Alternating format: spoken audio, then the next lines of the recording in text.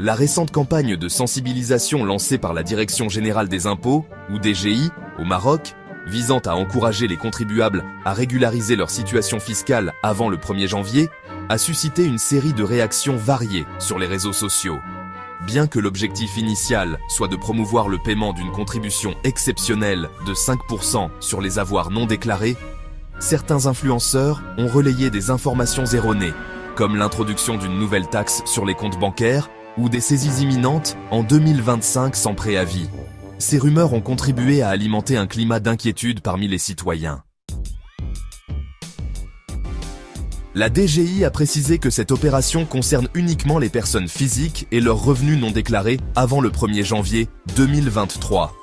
Les avoirs concernés incluent les dépôts en espèces, les biens mobiliers et immobiliers non affectés à des activités professionnelles, ainsi que les prêts inscrits dans des comptes courants d'associés ou octroyés à des tiers.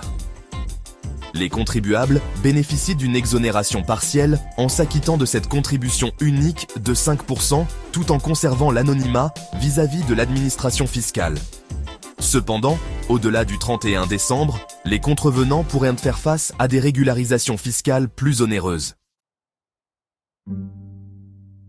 Malgré les efforts gouvernementaux pour élargir l'assiette fiscale et améliorer la collecte des impôts, un problème persistant demeure, la faible culture fiscale. Beaucoup de citoyens perçoivent encore les taxes comme une charge plutôt qu'une contribution au développement. Le manque de confiance envers les institutions publiques alimente également ce phénomène. Alors que la campagne de régularisation fiscale arrive à son terme, la loi de finances 2025 prévoit de nouvelles mesures pour élargir l'assiette fiscale, notamment en ciblant les revenus générés par des activités en ligne, telles que le commerce électronique et les publicités numériques.